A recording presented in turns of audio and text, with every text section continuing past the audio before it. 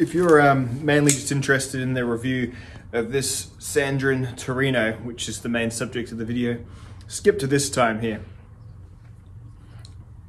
Until then, I just thought I'd do a quick catch up. It's been a couple of weeks since I made a film for you all. It's been a busy couple of weeks. I've planted a veggie garden.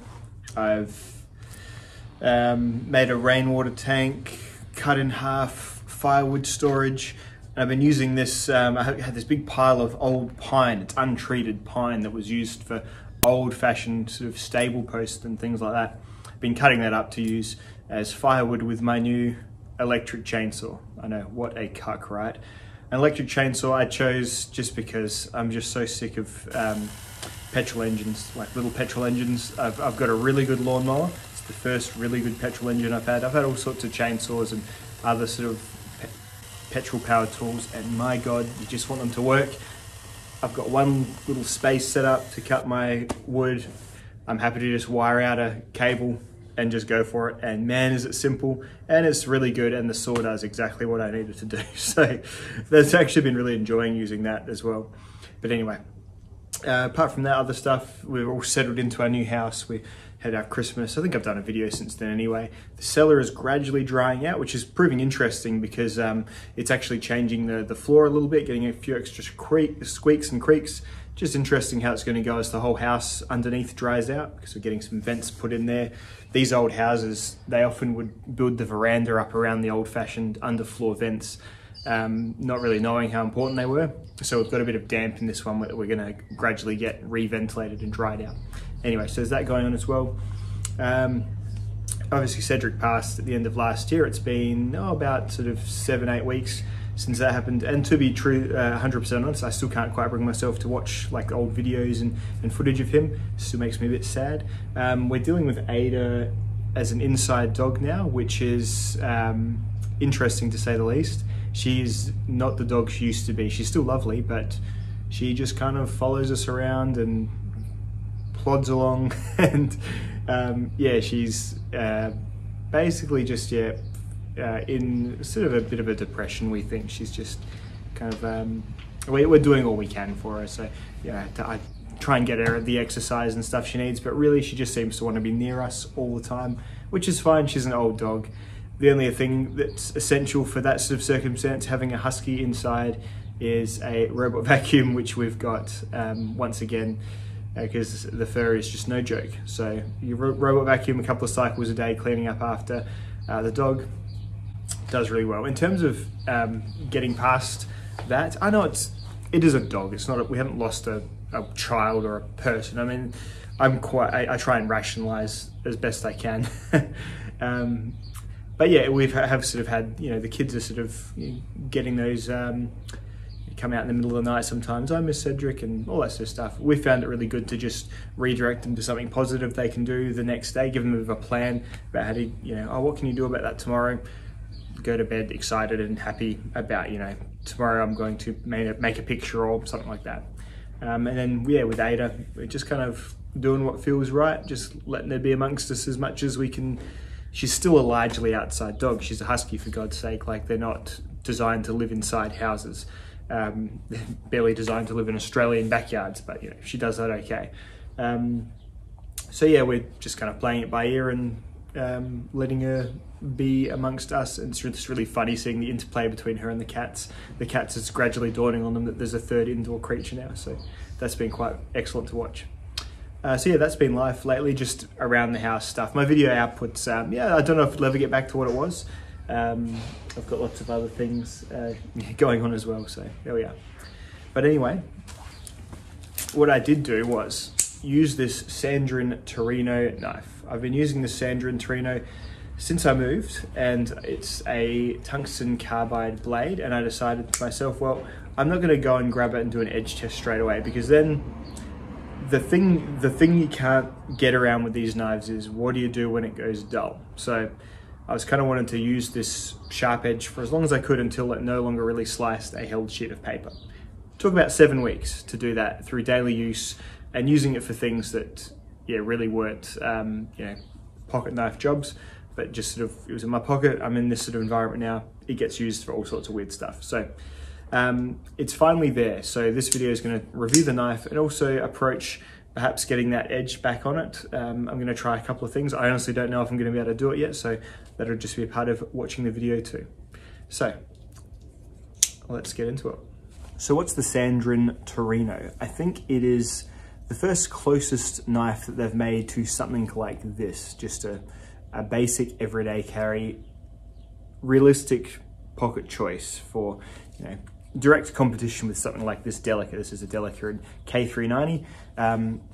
Obviously using their tungsten carbide sort of flexible alloy, I guess, that they've made. I think it's highly proprietary, sort of somewhat secretive, perhaps, how they do it. It's definitely a Sandrin only product at the moment, and it does have truly you know, outstanding edge retention. This stuff, as it comes from a factory, it will easily match most of your really high-end steels, and even the highest of the high-end for edge retention steels, Rex 121. To even match this, I've had to get properly specialized sharpening done on it, and this will just come out of the factory with whatever they do to it, and it'll yeah, outcut basically any steel. So that's what you're looking at here. And yeah, they finally put it on like a nice sort of bulky enough handle for everyday comfort, and then they've put a really interesting lock on it as well, which just makes it, you know, again, slightly more curious, and yeah, I think slightly more recommendable for someone who is a collector or enthusiast of knives to have something that is really quite different on many fronts. So 7 weeks of carry, this is still a very sharp knife. It's not dull by any sense. It's just now it's no longer, my general barometer is a piece of standard copy paper. If it doesn't slide through that, then now it's the time to start looking at maybe resharpening it. So I will get there, but I'm just going to do an overall knife review first.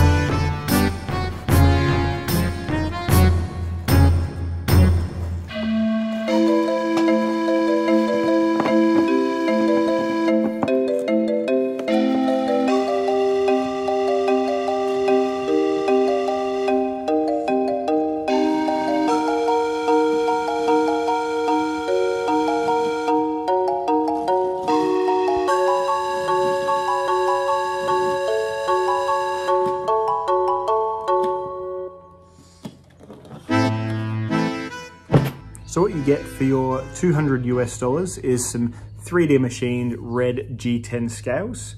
You get your Sandrin proprietary tungsten carbide blade, you get a pocket clip, you get the recoil lock, which they attribute to Snex, who is a machinist, or I don't know quite the word. He's a knife maker, but he makes his knives all through like tuned machines, like CNC, I guess. So this is a locking system that basically has this bar at the top that you pull back via the jimping, and there is a spring inside the bar that bounces off back and forth pushing this basically against what is kind of like a triad style locking mechanism. So a pin in the middle and then a piece on this part and a piece on this part, sort of locking around the pin. I might just show you a picture, it might make it a bit easier. All right, so by all means, check out Nick's full disassembly video to see how you actually take this guy down and whatnot. But you see here, this is how the assembly works, and there's an additional washer on top of this ball bearing when you first take it apart, like so, that sits up against the other handle scale. So this spring here enables this lock bar to bounce back and forward, you see? Sits up nestled against that pivot screw and its own little kind of track there, cut into the handle. Right, the detent is by this little hook here, interfacing with this part of the blade there. You see, it needs to overcome that. So that's what stops the blade from flopping open, and it does that really rather well. And then this little track here keeps the the whole thing stable and level, so the little track in the lock bar there. So not a simple lock really, but the concept is simple, but the execution's got a little bit of art to it. I think it's quite a nice locking mechanism, something very different for sure. So that's your Torino undone, so to speak. Ugh, why fucking Shabazz does this by choice, I will never understand. It is sadistic. Fucking terrifying.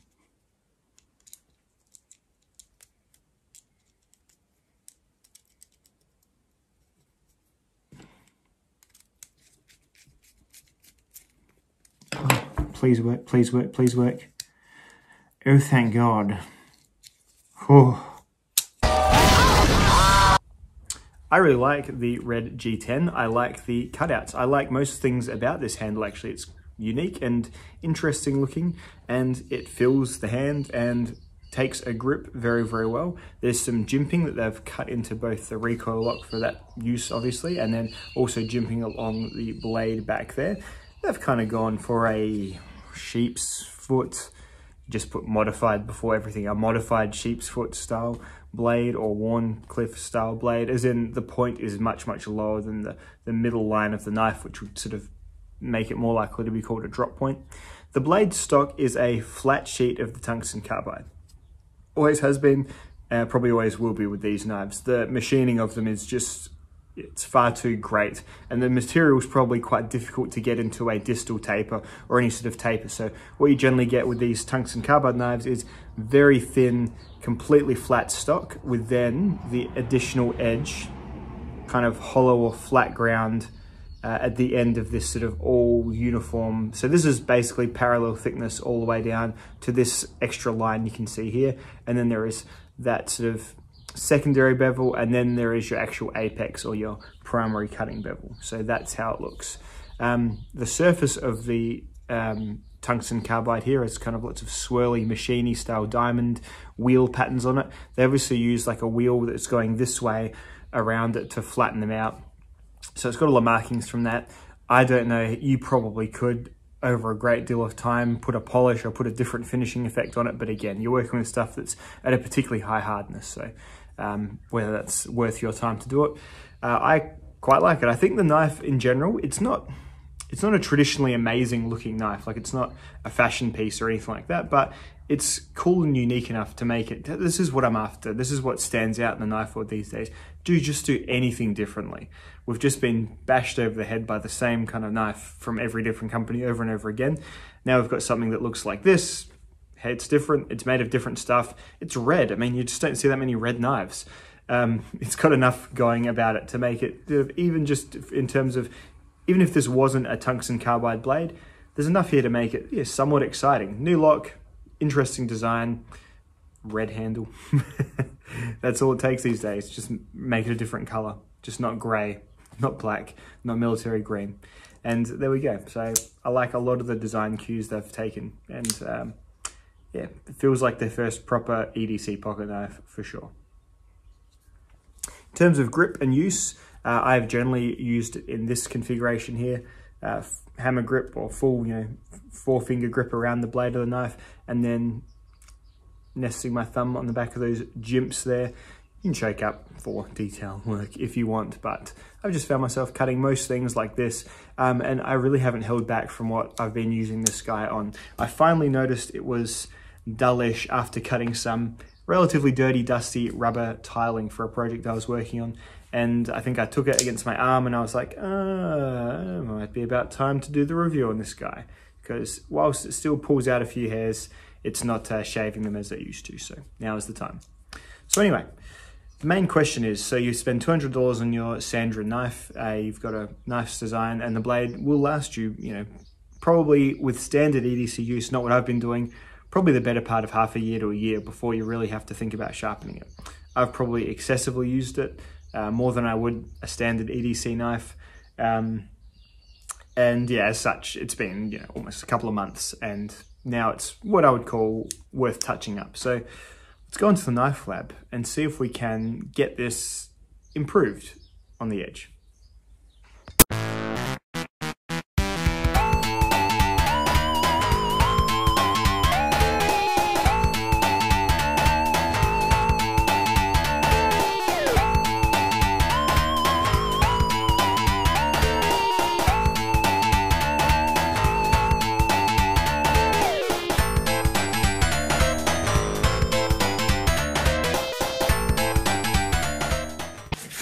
Alright, so the metric I've sort of used is a piece of like dry, crisp copy paper.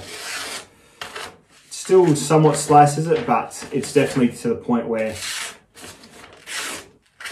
it's got a definitive dull point where the knife's been sustaining the brunt of use. So this stuff, I've never been able to sharpen it properly, but I've jumped in too deep. I've done what I do with a steel knife in the past and started rough grit and worked my way up to fine grit.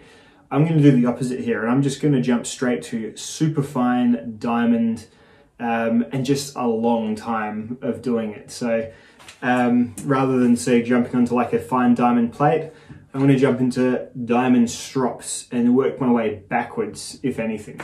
So my KME system has a number of stropping films, and I reckon I'm going to start with like a 1 micron stropping film, or three maybe. No, I'm going to start with a 1 micron stropping film, and if I get my angle right and I'm actually apexing the thing, I'm hoping that is enough to bring back the edge after a while. So I figure diamonds are definitely going to be harder than the tungsten carbide still. It's going to take a while, but this I think is my best shot. So let's see how we go.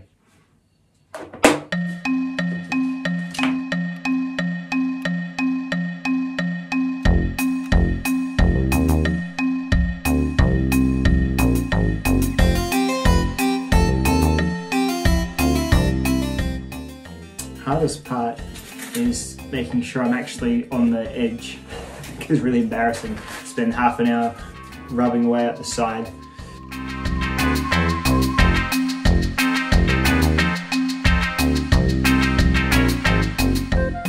It's getting something off, which is good. That grey isn't coming from nothing, so positive, promising. It's just going to take a long time, that's all, because I haven't braided it with anything else apart from this. So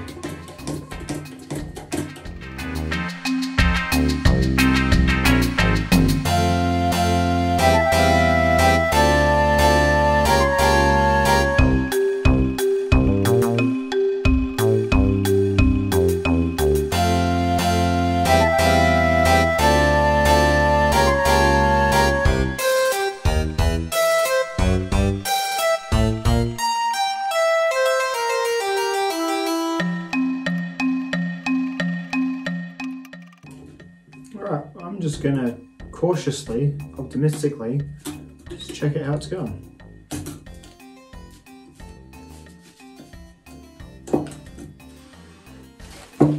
Rapidity on the leggedy.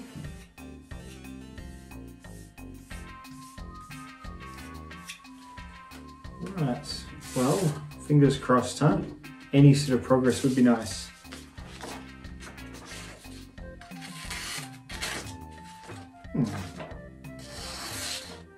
Definitely progress. Actually, I think I may actually class this as sharpening tungsten carbide successfully.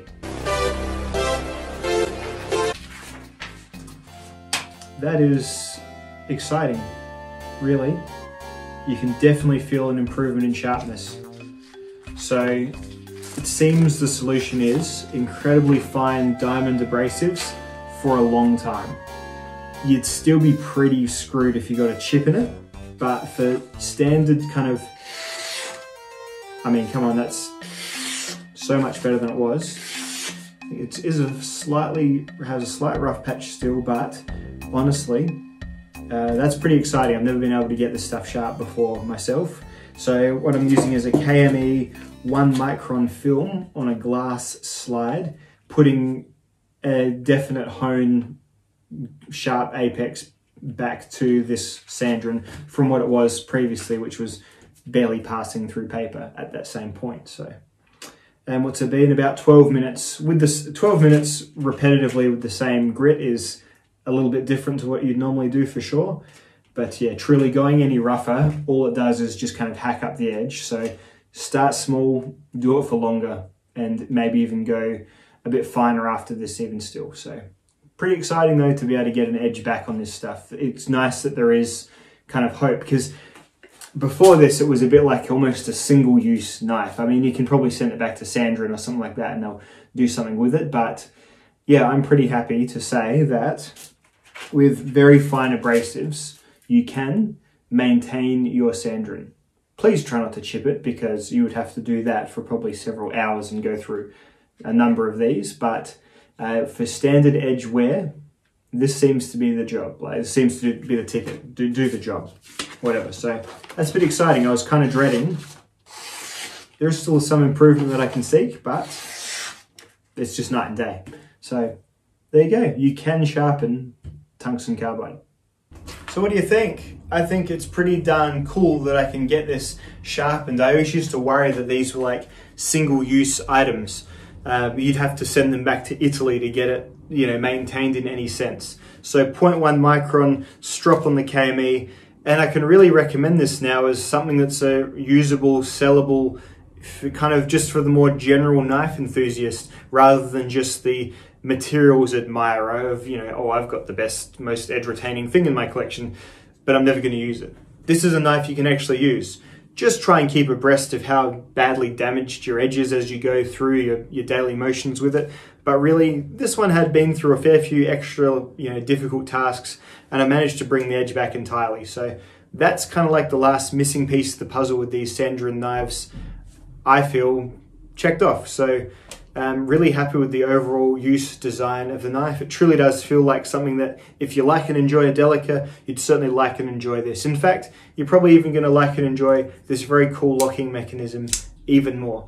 So you've got, you know, great steel. You've got a really fine ergonomic package. It's a knife that's actually designed to be a knife, not just a platform for the material. You get your hand around this G10 handle, get it locked and unlocked with its thumb studs and its recoil lock.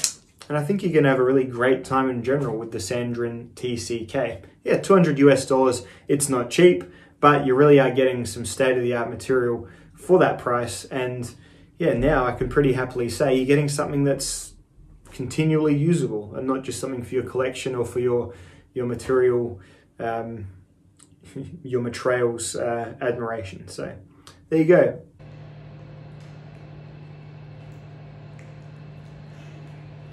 Ada, you might have to get up, love. She's